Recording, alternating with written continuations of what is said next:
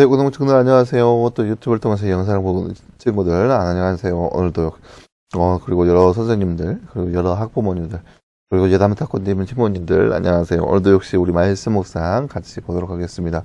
오늘은 사도행전 17장 10절에서 15절 말씀입니다.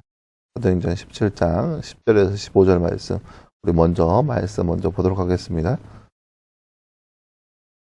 형제들이 밤에 바울과 실라를 곧바로 베레아로 보내니 그들이 그곳에 도착하여 유대인의 회당에 들어갔다. 그들이 데살로니카에 있는 자들보다 더 신사적이어서 간절한 마음으로 말씀을 받아들이고 과연 이것들이 그러한가 하여 날마다 성경을 상고하였다. 그들 중 많은 이들이 믿었는데 헬라인 기부인들과 남자들도 적지 않았다. 그러나 데살로니카에 있는 유대인들은 바울이 베레아에서도 하나님의 말씀을 전한다는 사실을 알고 거기에도 가서 무리들을 선동하여 설환을 일으켰다. 그때 형제들이 곧 바울을 내보내어 바다까지 가게 하였으나 실라와 디모데는 거기에 남아 있었다.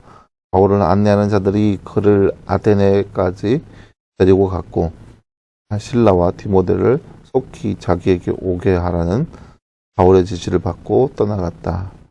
아멘.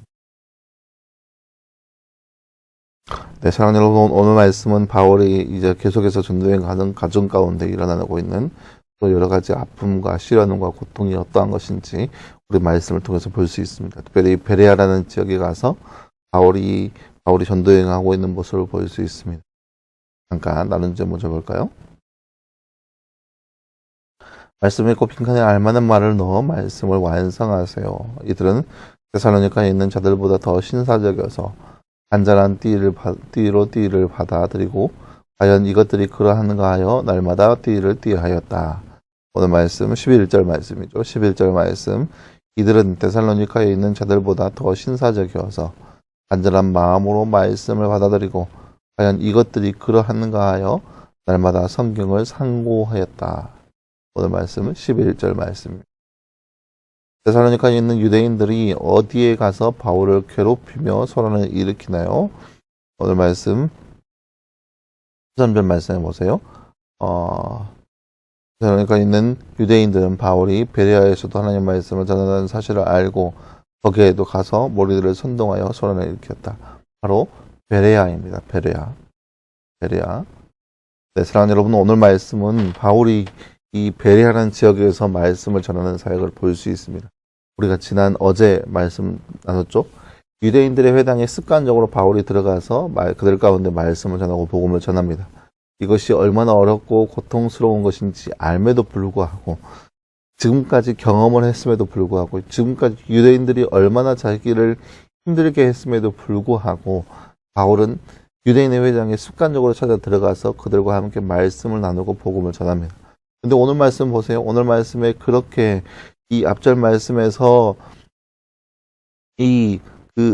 데살로니카 지역에 가서 당하고 있는 시련과 환란이 있었다는 거죠. 그들이 불량배들을 선동해서 바울과 실라를 괴롭게 하는 그러한 모습들이 있었는데, 그래서 그 지역에서 감옥에서 보석금을 내서 간신히 풀어나오게 되었는데, 그러한 그들이 이제 옮겨서 베레아라는 지역에 갔다는 거예요. 그런데 오늘 말씀 10절 말씀 보세요. 곧바로 베레아로 보니 그들이 그곳에 도착하여 유대인의 회당에 들어갔다라고 나와 있습니다. 분명히 데살로니카 지역에서 유대인의 회당에 들어가서 고통과 시험과 환난과 여러 가지 아픔을 경험했습니다. 그런데 바울이 베레아라는 지역에 도착하자마자 그가 한 일은 유대인의 회당에 들어갔습니다. 이게 바울의 모습인 거예요. 어찌 보면 외골수죠. 고집이 많은 사람이라고 할 수 있죠. 유대인의 회당에 들어가서 여러 가지 아픔과 시험과 고통 가운데 있었는데 이제 지역을 옮겨가면 또 이것을 반면교사 삼아서 유대인들을 좀 멀리 하겠다. 이방인들에게 헬라인들에게 말씀을 전해야겠다. 그렇게 생각하는 것이 아니라 베레아 지역에 가도 여전히 끊임없이 변함없이 유대인의 회당에 들어가서 말씀을 강론하고 있는 바울의 모습을 볼 수 있습니다. 바울이 이처럼 유대인들을 향하여서 말씀을 전하고 그들 가운데 복음이 무엇인지 예수님이 어떠한 분인지 전하고 있다는 것을 볼 수 있습니다. 이것이 바로 바울의 모습인 거예요.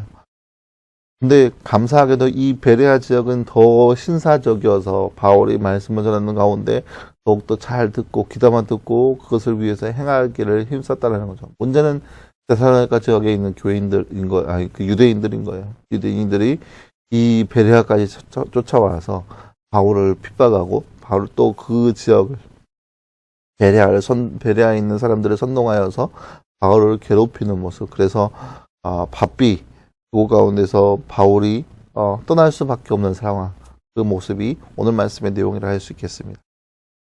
우리가 아까 나눴던 것처럼 고통과 시험과 혼란이 겹친다 할지라도 끝까지 인내하면서 그 길을 걸어갔던 바울의 모습을 보면서 우리도 이 땅 가운데 살아가면서 우리를 괴롭히는 이들, 우리를 시험케 하는 이들, 그들 가운데 있다 할지라도 우리도 역시 마찬가지로 끝까지 그들을 위해서 기도하고 그들을 위해서 더욱더 애를 쓸 수 있는 모습, 그것이 바로 복음을 지니고 있는 복음의 소유자인 바로 우리의 모습이 되어야 할 것입니다. 비록 그들이 우리를 힘들게 한다 할지라도 그들이 우리를 향하여서 핍박하고 우리를 조롱하고 우리를 향하여서 우리를 더욱더 힘들게 한다 할지라도 그들 가운데 습관적으로 더욱더 말씀을 쫓아서 사랑으로 그들 가운데 전할 수 있는 삶, 그 삶이 바로 우리의 모습이 되어야 할 것입니다.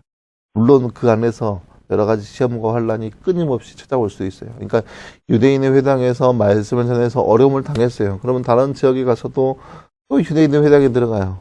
그러면 여기에서는 이제 좀 낫겠지 하는 생각하겠지만 또 여전히 유대인으로 인해서 고통당하고 있어요. 또 가서 또 유대인의 회당에 들어가서 말씀을 전하는데 또 어려움이 찾아올 수 있어요.